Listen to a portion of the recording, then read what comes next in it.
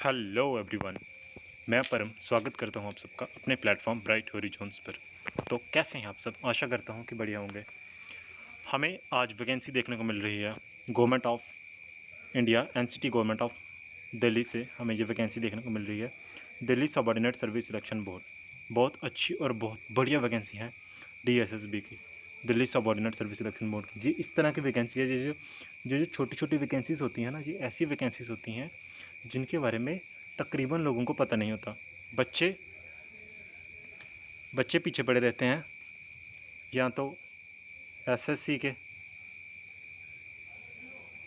RRB हो गया, ठीक है, या और आर्मी, नेवी, ठीक है, एटसेट्रा, जो मतलब जो नामचीन चर्चा में पोस्टर्स हैं और जिसके पीछे ज़्यादा रश पड़ा रहता है, जो भीड़ बड़ी रहती है ना, बच्चे इनके पीछे ज़्यादा पड़े रहते हैं, ठीक है। और ये छोटी छोटी वैकेंसीज एक ऐसी वैकेंसीज होती हैं जिन पर बच्चा ध्यान नहीं देता। बच्चे, ये कुछ ऐसे डिपार्टमेंट्स हैं जिनको बच्चे निगलेक्ट कर देते हैं कि भाई ये इसकी पोस्टें कम हैं और सीट्स कम हैं, तो फॉर्म में फ़ीस ज़्यादा लग रही है, एटसेट्रा रीज़न देके रिजेक्ट कर देते हैं। और काफ़ी सारे बच्चे इसी में सिलेक्ट हो जाते हैं क्योंकि कंपटीशन कम हो जाता है पहले ही। तो आइए देखते हैं है क्या ये vacancy. Delhi subordinate service selection board की वैकेंसी है। तो पूरी डिटेल में डिस्कस करेंगे, शॉर्ट वीडियो में डिस्कस करेंगे, वीडियो में बने रहिएगा, ठीक है। वैकेंसी क्या है? ये एडवर्टाइजमेंट नोटिस है 3/2025 का, जिसमें court attendant S, court attendant L, room attendant, security attendant की वैकेंसी है ये हमें देखने को मिल रही है। इसकी फॉर्म की बात करें, ओपनिंग डेट है एप्लीकेशन की 26 अगस्त 2025। 26 अगस्त को 12 बजे से फॉर्म स्टार्ट हो चुके हैं, फॉर्म लग रहे हैं, अभी अप्लाई हो रहे हैं, 2-3 दिन हुए हैं, ठीक है। क्लोजिंग डेट क्या है इसकी? 24 सितंबर, 24 सितंबर को इसकी क्लोजिंग डेट है। अभी तकरीबन हमारे पास अप्रॉक्स 1 मंथ है, तो आप आराम से फॉर्म को फिल कर लीजिए, ठीक है। थोड़ा सा डिटेल में देखते हैं इसकी फ़ीस, क्वालिफ़िकेशन, एलिजिबिलिटी क्राइटेरिया क्या है। तो यहाँ से वैकेंसी का डिस्कस करते हैं कि वैकेंसीज़ कितनी हैं। यहाँ पे हमें कोर्ट अटेंडेंट की वैकेंसी देखने को मिल रही है। पे लेवल 3 की जॉब है ये, अच्छी सैलरी रहेगी आपकी।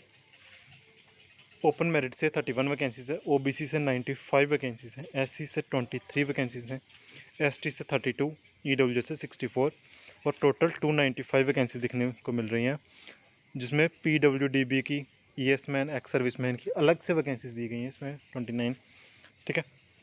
दैन उसके बाद कोर्ट अटेंडेंट एस की देखने को मिल रही है, टोटल वैकेंसीज 22 वैकेंसीज़ हैं, एक वैकेंसी है। और थोड़ा सा और नीचे चलते हैं जहाँ पे हमें टोटल वैकेंसी देखने को मिल रही हैं 334 वैकेंसीज देखने को मिल रही हैं।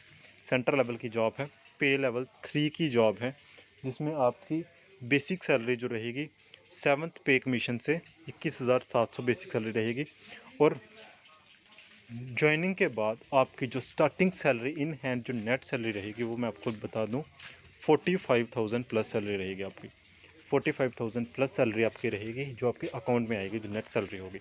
और जैसे ही नेक्स्ट ईयर 8th पे कमीशन लगेगा तो आपकी सैलरी 60 प्लस चली जाएगी, आराम से 60 प्लस चली जाएगी, ठीक है। आफ्टर दैट थोड़ा सा और डिटेल में देखते हैं।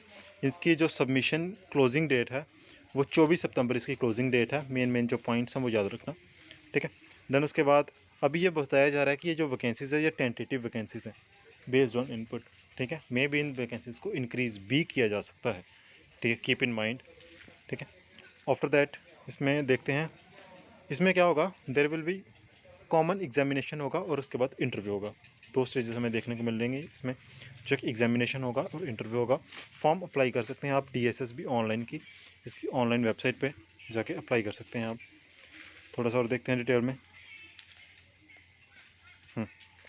यहाँ से वैकेंसी, जहाँ पे क्वालिफिकेशन के बारे में बताया हुआ है, जो कोर्ट अटेंडेंट की क्वालिफिकेशन है वो क्या रहेगी। इसकी वैकेंसी है 295 वैकेंसी है कोर्ट अटेंडेंट की, और जिसकी क्वालिफिकेशन है मैट्रिकुलेशन बताया गया है।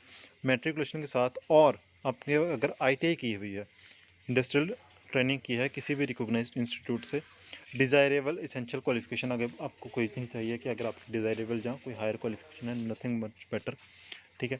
10th या ITI किया। अगर आपने दोनों किए हैं तो मच बेटर है, ठीक है। लेवल 3 7th पे कमीशन के हिसाब से ग्रुप C की जॉब है। सैलरी का आपको मैं फिर से बता दूं 45,000 प्लस सैलरी रहेगी आपकी। एज रिलैक्सेशन दिया गया है, 18 से 27 साल की एज के बीच में आप लोग अप्लाई कर सकते हैं। और अगर आपकी 27 से ऊपर है तो अगर आप SC ST या किसी और कैटेगरी में आते हैं तो उस हिसाब से अगर आप एज रिलैक्सेशन के क्राइटेरिया में फॉल करते हैं तो आप अप्लाई कर सकते हैं। उसके बाद कोर्ट अटेंडेंट एस की वैकेंसी देखने को मिल रही है, ये भी 10th या ITI के, ठीक है। और उसके बाद थोड़ा और नीचे देखते हैं, कोर्ट अटेंडेंट L की वैकेंसी भी 10th है। ये सारी की सारी वैकेंसीज हमें देखने को मिल रही हैं, ये सारी 10th और ITI की वैकेंसीज़ हैं। अगर आपके पास ITI नहीं है वह 10th के बेस पे आप अप्लाई कर सकते हैं। लेवल 3 की वैकेंसीज हैं सारी की सारी, ठीक है। देन उसके बाद एलिजिबिलिटी क्राइटेरिया की बात कर रहे हैं हम, कैंडिडेट सिटीज़न ऑफ इंडिया का होना चाहिए, ठीक है। जो क्वालिफिकेशन लिखी हुई हैं ऊपर, ठीक है, वो सारी आप उनके पास होनी चाहिए। एज एलिजिबिलिटी होनी चाहिए, ठीक है। एजुकेशन क्वालिफिकेशन जितनी भी हैं, जो कोई एक्सपीरियंस है उसके पास, जो भी वटेवर जो भी कुछ है, वो 24 सितंबर से पहले पहले का होना चाहिए, ठीक है। उसके बाद अप्लाई कैसे करना है, अप्लाई आप DSSBonline.nic.in इसकी साइट पर जाके अप्लाई कर सकते हैं। साइट का लिंक मैं आपको डिस्क्रिप्शन में प्रोवाइड कर दूंगा। उसके बाद कैंडिडेट 26 अगस्त से अप्लाई स्टार्ट हो चुके हैं और 24 सितंबर से पहले पहले अप्लाई कर सकते हैं, ठीक है। एंड यहाँ पे बताया गया है कि इंस्ट्रक्शंस पहले रीड आउट कर लेना अच्छे से जब फॉर्म फिल करने लगोगे। सिर्फ ऑनलाइन मोड से अप्लाई कर सकते हैं, उसके अलावा कोई और मोड नहीं है इसको अप्लाई करने का। एप्लीकेशन फ़ी की अगर हम बात करें, 100 एप्लीकेशन फ़ीस है। और अगर आप लोग SC ST PWBD या एक्स सर्विसमैन से हो तो आप फ्री ऑफ कॉस्ट अप्लाई कर सकते हो, आपके पास कोई भी एप्लीकेशन फ़ी नहीं लगेगी, ठीक है। आप ऑनलाइन SBI या किसी भी मोड से पेमेंट करवा सकते हैं, ठीक है। अगर application fee once paid will not be refunded, अगर वो एप्लीकेशन फ़ी पे हो सकती है तो फिर वो रिफ़ंड नहीं होगी किसी भी सर्कमस्टांस पे।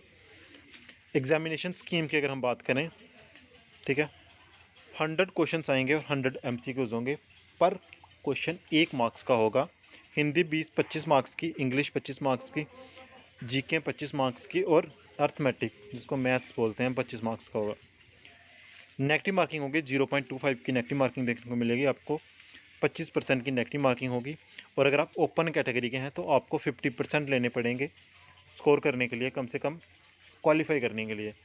और अगर आप SC ST OBC या EWS या PH कैंडिडेट्स हैं तो आपको 45 मार्क्स चाहिए अपने आप को वो करने के लिए, एलिजिबल करने के लिए। देन आफ्टर दैट जिनके हायर मार्क्स होंगे उसके हिसाब से परफॉर्मेंस देखी जाएगी और सिलेक्शन होगी, ठीक है।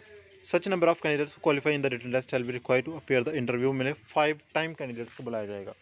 मतलब अगर 350 के अराउंड वैकेंसीज हैं तो उसका 5 टाइम्स कर लो, इतने बच्चों को बुलाया जाएगा, ठीक है। और उसके बाद टायर 2 होगा, टोटल मार्क्स 15 मार्क्स का होगा, जिसका कोई भी मिनिमम क्वालिफाइंग क्राइटेरिया नहीं है, ठीक है। जो भी स्कोर करेंगे उनको ले लिया जाएगा।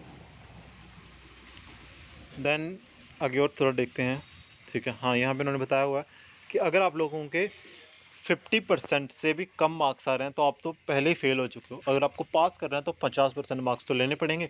देन उसके बाद हायर नंबर वालों को उठा लिया जाएगा सिलेक्शन में। मोड ऑफ सिलेक्शन, ठीक है, नॉर्मलाइजेशन के बेस पे होगी, ठीक है।